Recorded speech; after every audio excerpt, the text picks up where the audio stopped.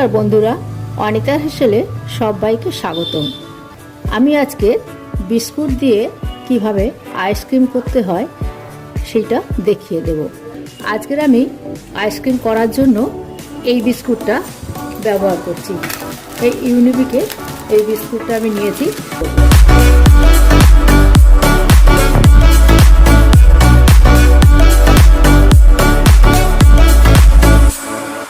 আর আমি এখানে 500 ml দুধ নিয়েছি। দুধটাকে আমি একটু ফুটিয়ে আগে ঘন করে নেব। আমি 1 চামচ গুঁড়ো দুধ,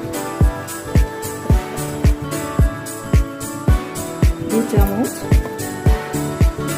3 চামচ গুঁড়ো দুধ এতে দিয়ে দিলাম।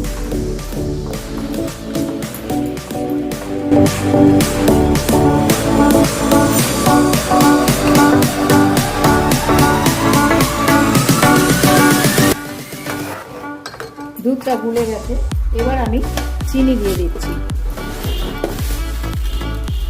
1 চামচ, 2 চামচ, 3 চামচ, 4 চামচ চিনি দিয়ে দিলাম।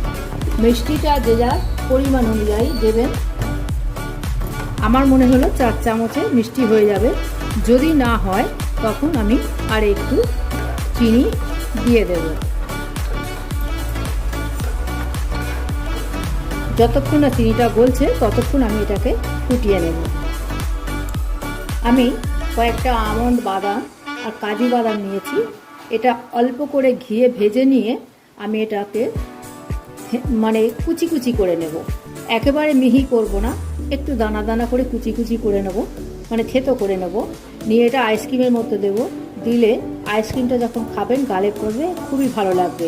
যদি আপনার ঘরে থাকে তাহলে আপনি দেবেন, না থাকলে কোনো ব্যাপার না, দিলে খেতে ভালো লাগবে।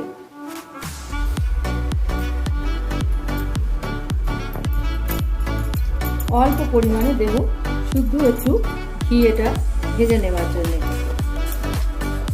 যদি আপনার বাড়িতে থাকে তাহলে এইভাবে করবেন, আর যদি না থাকে কোনো ব্যাপার না।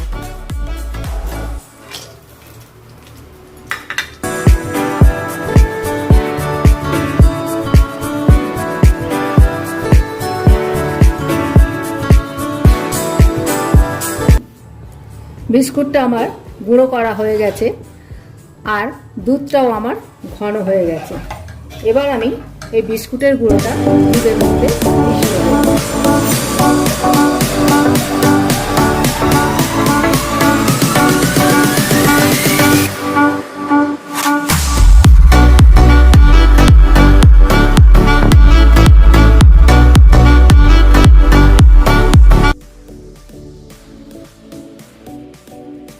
এটা একটু ঠান্ডা হওয়া পর্যন্ত আমি অপেক্ষা করব।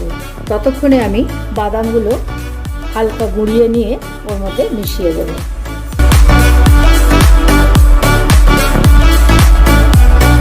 যে আইসক্রিমটা কালকের আমি জমিয়েছিলাম সেটা 7-8 ঘন্টা বাদে, মানে ওভারনাইট রেখে আমি আজকের আপনাদেরকে কেটে দেখাচ্ছি কেমন হয়েছে।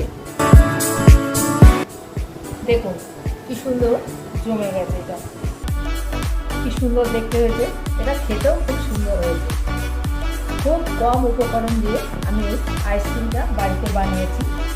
আপনারা এটা এইভাবে বাড়িতে বানিয়ে খেয়ে দেখতে পারেন। যদি ভালো লাগে তাহলে আমাকে একটা কমেন্ট করে জানাবেন। তাহলে আজ এই পর্যন্ত। আবার কোনো রেসিপি নিয়ে এলে দেখা হবে আপনাদের সাথে। ধন্যবাদ।